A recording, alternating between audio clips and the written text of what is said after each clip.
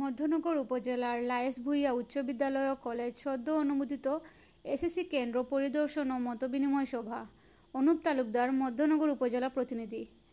সুনামগঞ্জের মধ্যনগর উপজেলার লায়েস ভূঁইয়া উচ্চ বিদ্যালয় ও কলেজ সদ্য অনুমোদিত এসএসসি কেন্দ্র পরিদর্শন, মতবিনিময় ও বিশ্ববিদ্যালয়ে উচ্চশিক্ষায় অধ্যয়নরত কৃতি শিক্ষার্থীদের মাঝে বৃত্তি প্রদান অনুষ্ঠিত হয়েছে। পাশাপাশি শিক্ষার্থীদের আয়োজন বিনোদনমূলক সঙ্গীতানুষ্ঠান পরিবেশিত হয়।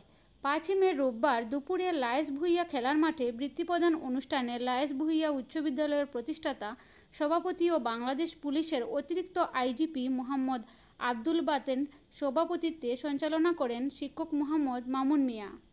সভায় প্রধান অতিথি হিসেবে উপস্থিত ছিলেন সিলেট মাধ্যমিক ও উচ্চ মাধ্যমিক শিক্ষা বোর্ডের চেয়ারম্যান ডক্টর রমা বিজয় সরকার।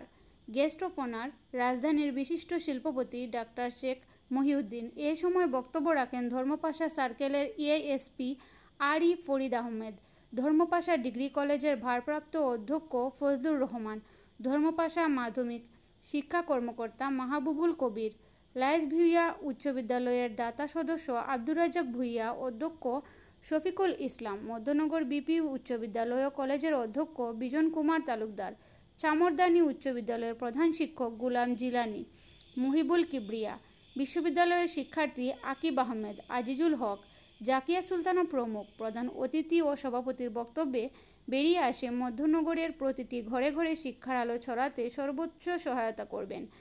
এলাকায় একাধিক কৃতি সন্তান রয়েছেন, আসুন সকলে মধ্যনগরের উন্নয়নে কাজ করে যাই। লায়েস ভূঁইয়া উচ্চ বিদ্যালয়ে 2025 সালের এসএসসি পরীক্ষা অনুষ্ঠিত হবে। অনুষ্ঠিতব্য পরীক্ষার সাবেক নিরাপত্তা রক্ষার দায়িত্ব প্রতিষ্ঠান গুরুত্বের সাথে পালন করার আহ্বান জানান।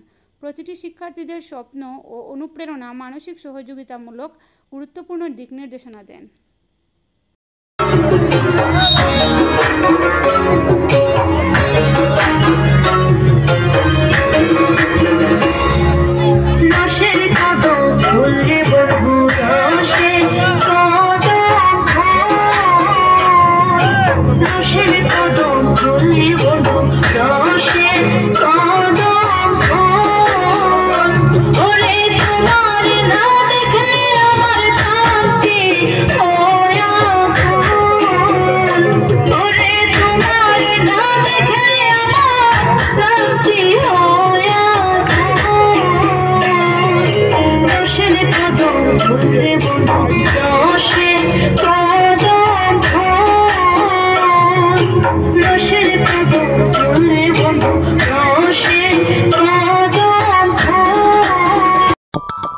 Audio